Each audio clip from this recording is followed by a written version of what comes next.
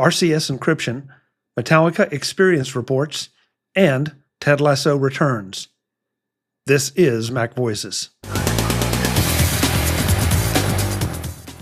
MacVoices is supported by Notion. Work faster, write better, think bigger with Notion. Learn more at notion.com/MacVoices. So it looks like now we are going to have end-to-end RCS encryption for the iPhone.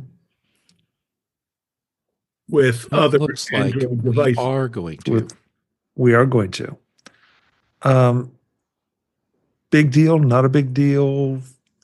You know, do you really trust it? Does anybody that really cares about this already use WhatsApp? Or if you have Android friends, are you using it for Android friends with WhatsApp, or are you just iMessaging or messaging, Apple messaging back and forth securely? I mean, it's like, okay, fine. This scratches somebody's itch and it gets Apple back in the mainstream a little bit. But do I care? Should I care? Yes, you should care. Okay. Not everybody goes to WhatsApp, which in the United States is less commonly used than other places. What it means is my messages with my friend Christina were not encrypted before, and they will be when this finishes. And so, you know, my Android friends, suddenly we're going to be able to have our messages encrypted. What it means is that way more people who aren't the people who think about it every day or maybe care, like I care, but am I going to go out of my way and use WhatsApp to avoid? Probably not. Like, it means way more people get to be end-to-end encrypted for free. I didn't have to do something that was annoying to do it. I just get it. I think it improves security. Yeah, I don't have anything against it, Brittany. So if my comments came across like that, that's not it. You were wondering if it was a big deal, and I think it's a bigger deal than the ones that you have to use on purpose because more people adopt it because it's just there. It's just automatically there. But am I right? Don't the carriers also have to support this? This is not just a matter of you installing it and me installing it, but doesn't the carrier have to participate in this as well? No, not if it's end to end. No, isn't it? And it happens, you know, at both devices, and the carriers just become dumb pipes, you know, sending data back and forth. They may not like it, but I don't care. That's right. I mean, they're just dumb pipe. But I think I was just going to say I agree with Brittany. I think this I think this does more to you know, polish the apple, so to speak, and make Apple look, you know, like a more friendly and huggable company instead of a big bad evil monopolist. And it seems consistent, maybe, with what they've been saying for the past year or so, that, you know, they'll follow standards. And now that the RCS standards group has this, you know, they're in line to do it. You know, now we don't know when that's going to happen, just that at some point it may. But I was going to, you know, say something that is to your point about now that the RCS standard group has this. So Apple is not adopting the private protocol that Google had, but both Apple and Google are switching to the new standard version. So it's you know, it's just as much Google adopting the standard as Apple, you know. So, you know, all doing Google it together and getting along, and then the thing works because the big players are doing it.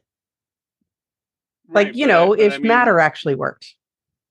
It's, you know, Apple is not adopting Google's proprietary system. Yeah. Now there's a standard, and you know, so they couldn't have done this before because there was no standard. So, you know, I don't RCS without Google's late, or there was an RCS standard already, and Apple was a little bit late in adopting it. Not they for did encryption. It right. It didn't have the encryption yet, but it was going to. They said back then that it was going to, and now it's going to. More so, I guess. Right. So what I'm saying is that Apple has immediately adopted it.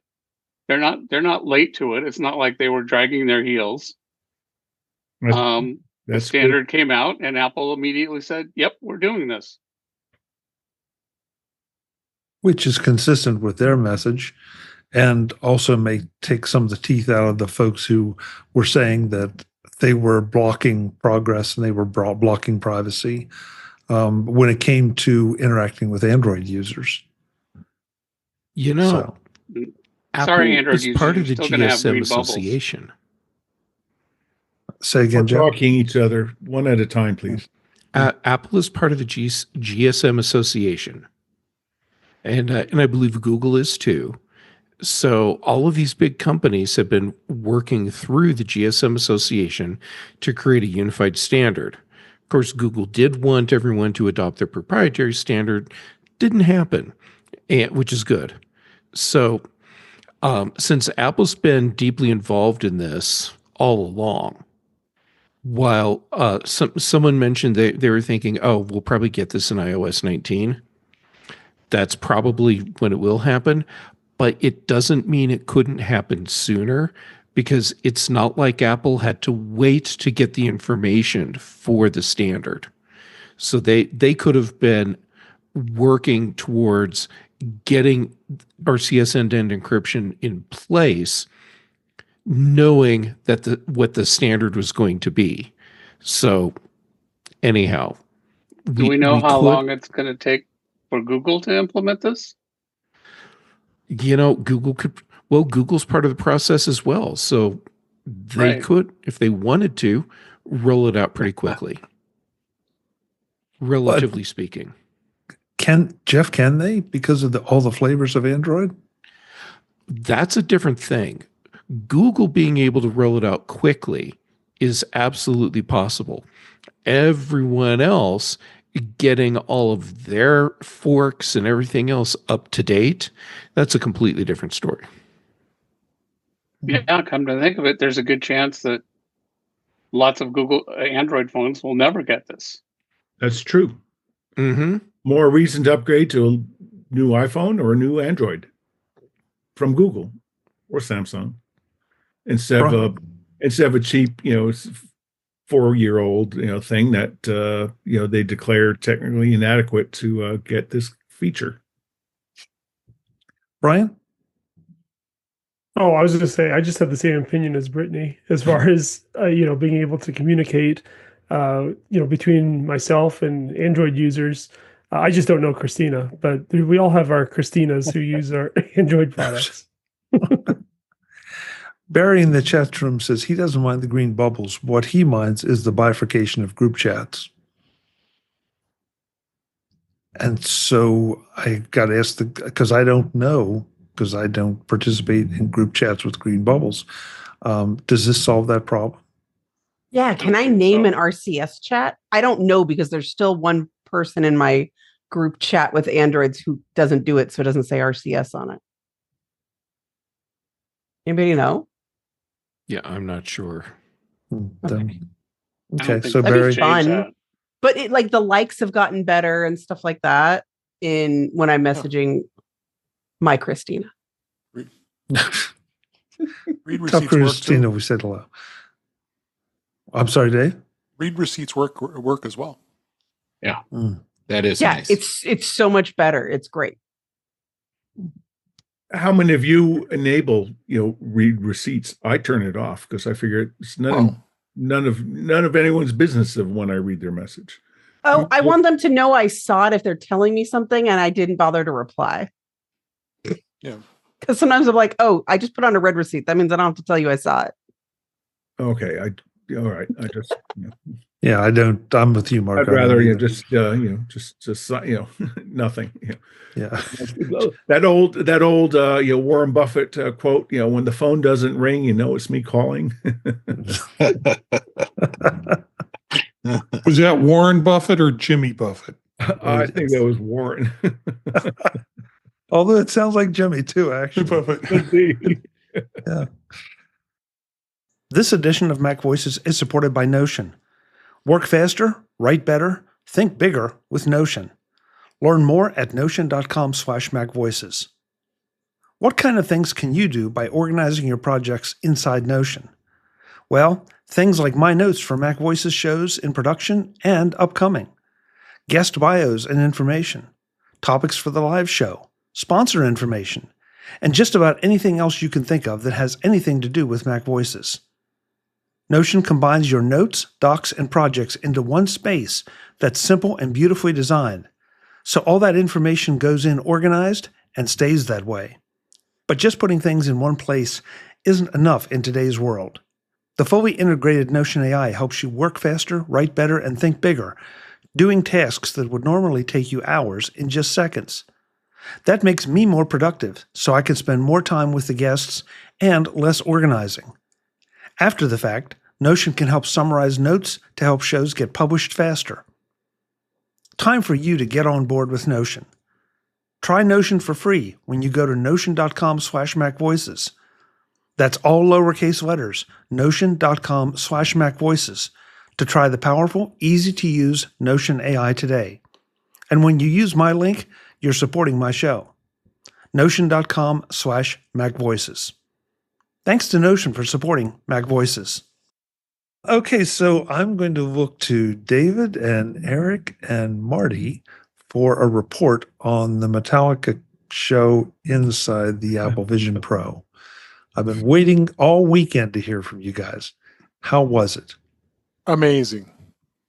I felt like I was there. I mean, I sat and watched the entire concert.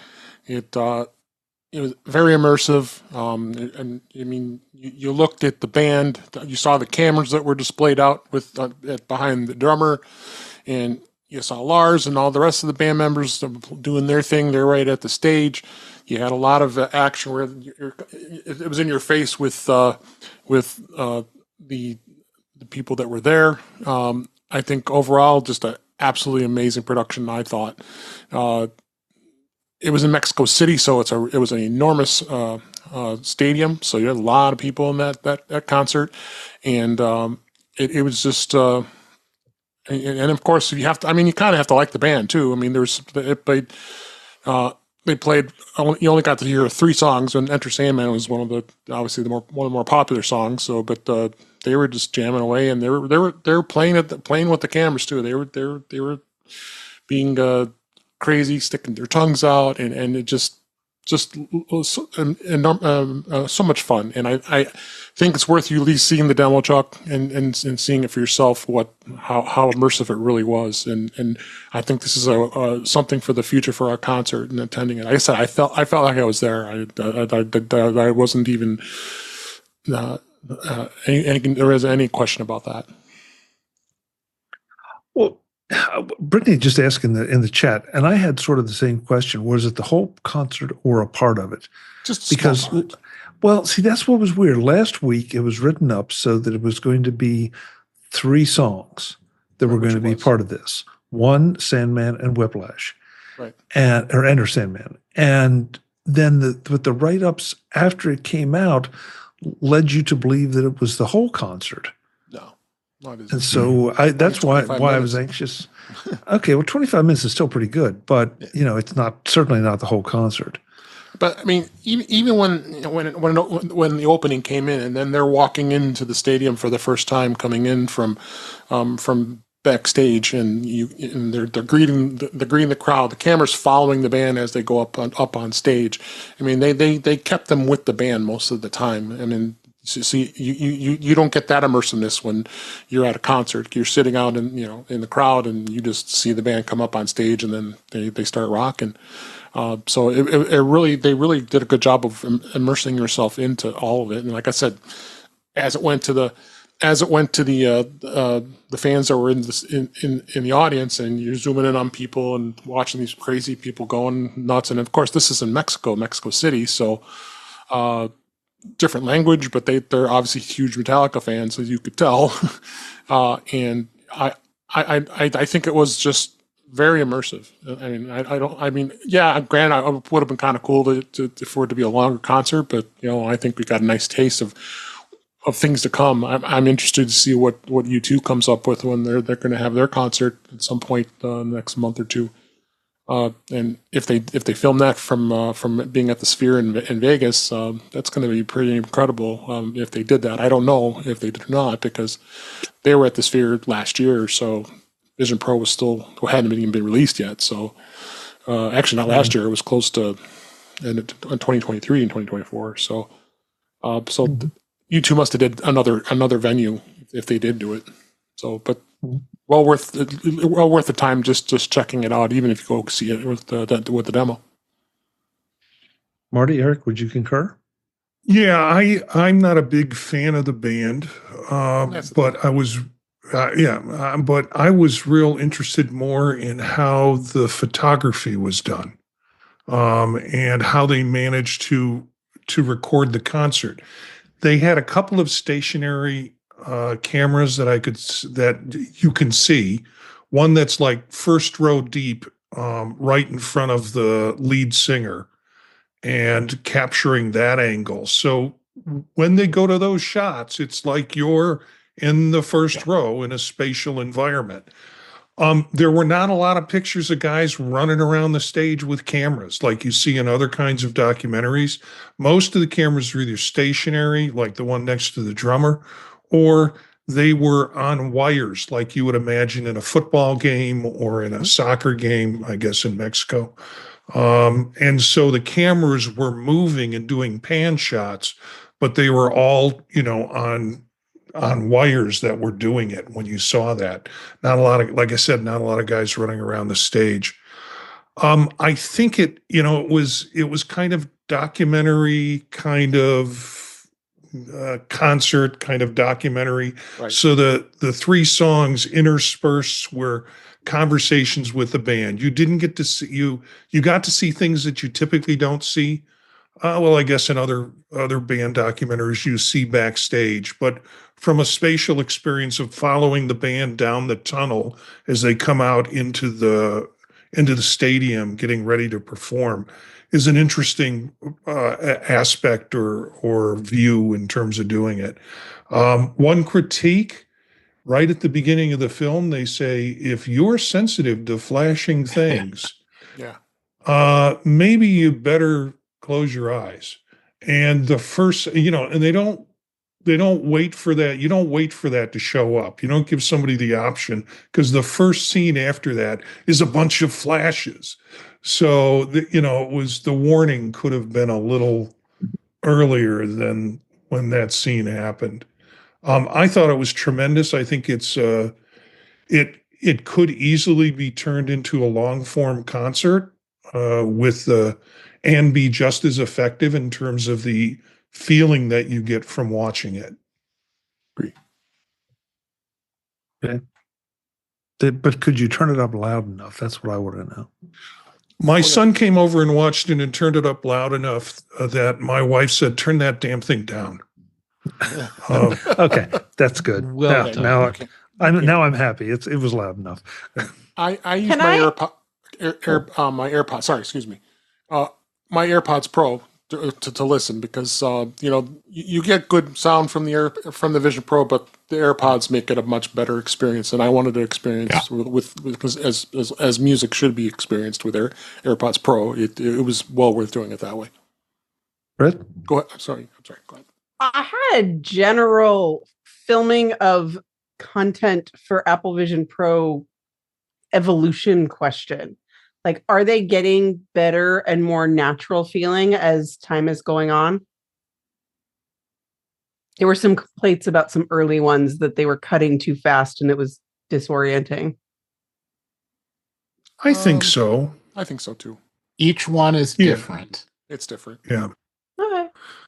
And it's different, and I think it shows a different possibility for the medium of spatial video. So, if you just look at the different music concerts or music experiences that you've done, first one probably was Alicia Keys in the studio, and that was like a single camera handheld. There might have been a stationary camera in there, but it was not as movable and as big as some of the other ones. And then, you have the weekend, which, as David described last night on Vision Profiles, more of like a music video than really a music experience. And then you have concert for one, which was really kind of intense, close up and that's close. That's the only one I've seen. That's the one that's Ray is she's the artist.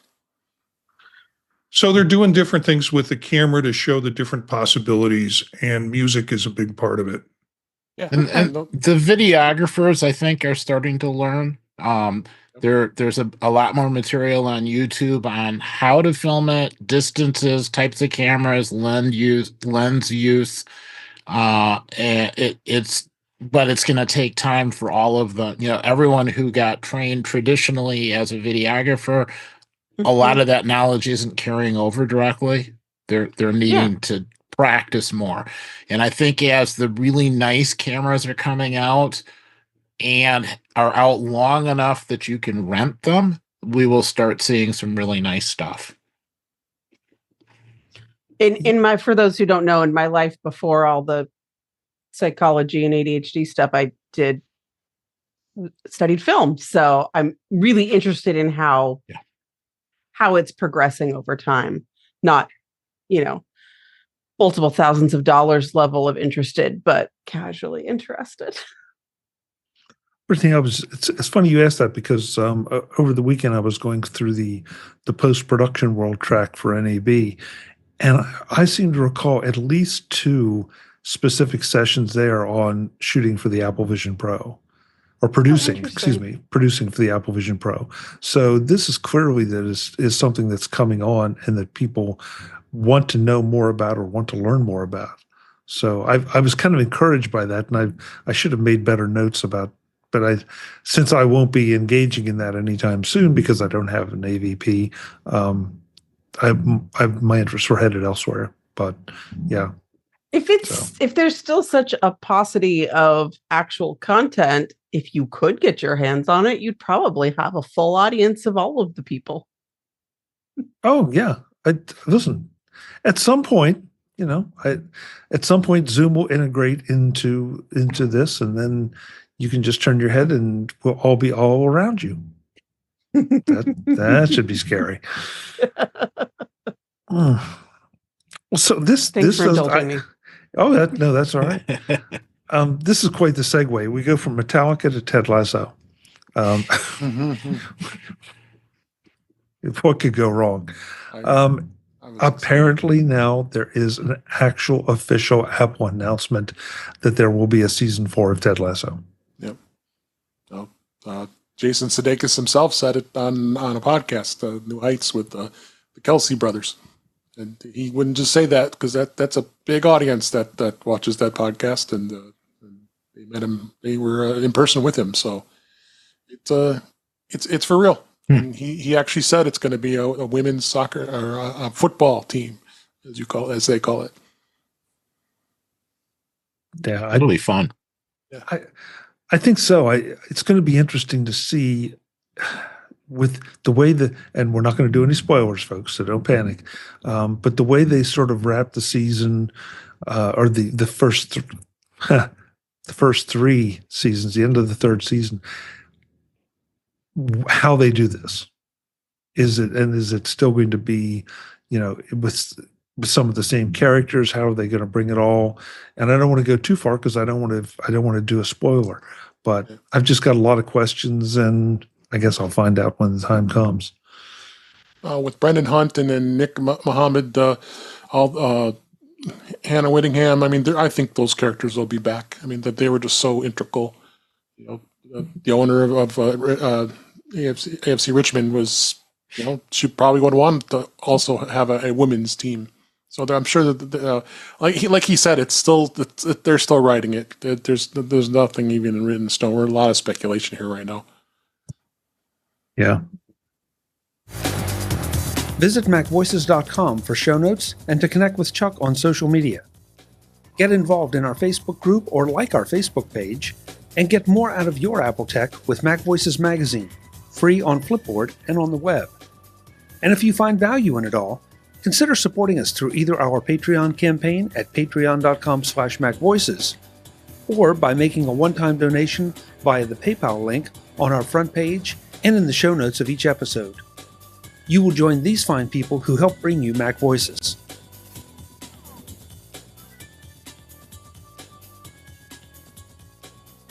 Advertising handled by Backbeat Media at backbeatmedia.com. Bandwidth provided by CacheFly at cachefly.com.